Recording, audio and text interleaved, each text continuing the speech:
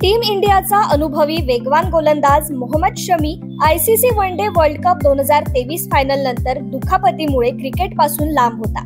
पण आता मोहम्मद शमी दुखापतीनंतर कमबॅक करण्यासाठी सज्ज झालाय।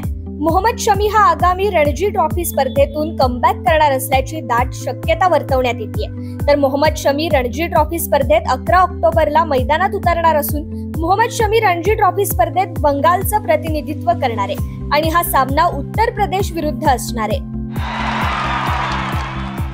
इंग्लंड विरुद्ध श्रीलंका यांच्यातील पहिला कसोटी सामन्यातील पहिल्या दिवसाचा खेळ आटोपलाय। पहिल्या दिवशी एकूण 96 षटकांचा हा खेळ झालाय। या 96 ओव्हरमध्ये एकूण 10 विकेट्स गमावून 258 धावा झाल्या। मात्र श्रीलंकेचा पहिला डाव हा 74 ओव्हरमध्ये 236 धावांवर आटोपला। त्यानंतर इंग्लंड बॅटिंगसाठी पुन्हा मैदानात उतरली आणि इंग्लंडने पहिल्या दिवसाचा खेळ संपेपर्यंत 4 ओव्हरमध्ये बिनबाद 22 धावा केल्या। त्यामुळे इंग्लंड पहिल्या डावात श्रीलंकेच्या तुलनेत 214 धावांनी पिछाडीवर आहे। त्यामुळे आता दुसऱ्या दिवसाच्या खेळाकडे सर्वांचं लक्ष असणार आहे। अफगाणिस्तान क्रिकेट टीमने राशिद खान याच्या नेतृत्वात आयसीसी T20 वर्ल्ड कप 2024 स्पर्धेत सेमी फायनल पर्यंत धडक मारली होती। आता अफगाणिस्तान न्यूझीलंड आणि दक्षिण आफ्रिकेविरुद्ध भिडणार आहे। त्याआधी अफगाणिस्तान क्रिकेट बोर्डाने मोठा निर्णय घेतलाय। टीम इंडियाचे माजी फील्डिंग कोच रामकृष्णन श्रीधर यांची अफगाणिस्तान क्रिकेट टीमच्या सहाय्यक कोचपदी नियुक्ती करण्यात आली आहे। अफगाणिस्तान भारत दौऱ्यात नोएडात न्यूझीलंड विरुद्ध एकमेव कसोटी सामना खेळवणार आहे, तर दक्षिण आफ्रिकेत विरुद्ध 3 मॅचची वन डे सिरीज खेळवणार आहे। मात्र आर श्रीधर या दोन्ही मालिकेत सहाय्यक प्रशिक्षकाच्या भूमिकेत असणार आहेत। पाकिस्तान विरुद्ध बांगलादेश यांच्यातील पहिल्या टेस्ट मॅच मधील पहिल्याच दिवसाचा खेळ पूर्ण झालाय। पाकिस्तानने पहिल्या दिवशी 4 विकेट्स गमावून 158 धावा केल्या। मात्र सौद शकील याने पहिल्या दिवसाचा खेळ संपेपर्यंत नाबाद 57 धावांची खेळी खेळली आहे। सौदीने या दरम्यान एक मोठा कारनामा केलाय। सौद कसोटी क्रिकेटमध्ये संयुक्तरित्या वेगवान 1000 धावा करणारा पहिला फलंदाज ठरलाय आणि सौदने 20 डावांमध्ये ही कामगिरी केली आहे। सौदने 65 वर्षांआधीच्या विक्रमाची बरोबरी केली आहे। पाकिस्तानसाठी सईद अहमद याने ऑस्ट्रेलिया विरुद्धच्या सामन्यात 4 डिसेंबर 1959 रोजी ही कामगिरी केली होती।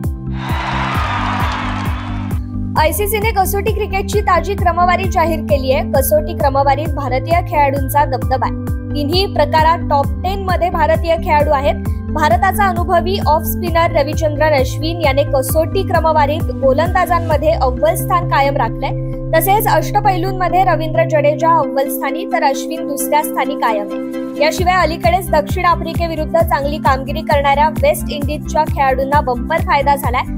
जेडन सिल्स आणि जेसन होल्डर या वेस्ट इंडिजच्या जोडीने आयसीसीच्या नव्या क्रमवारीत मोठी झेप घेतली आहे। त्याचबरोबर आयसीसीने जाहीर केलेल्या क्रमवारीत भारतीय खेळाडूंनी अव्वल स्थान कायम राखलंय।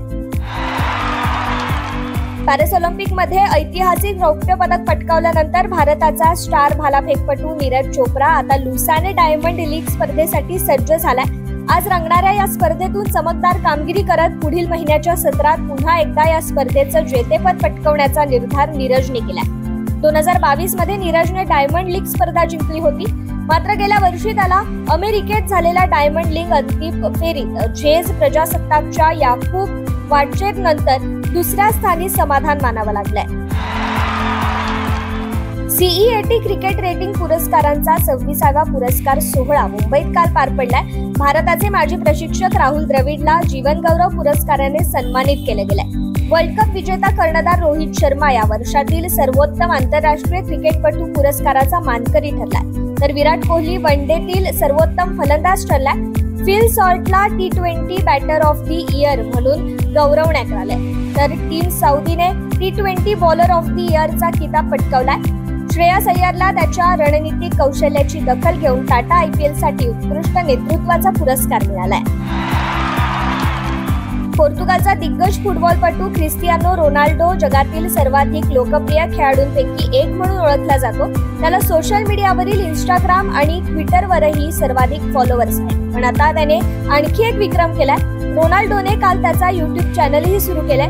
विशेष म्हणजे त्याने हा चॅनल सुरू केल्यानंतरच तासाभरातच त्याला 1 मिलियन सबस्क्रायबर्स मिळालेत आणि त्याने त्याच्या नावावर हा एक मोठा विश्व विक्रम केलाय।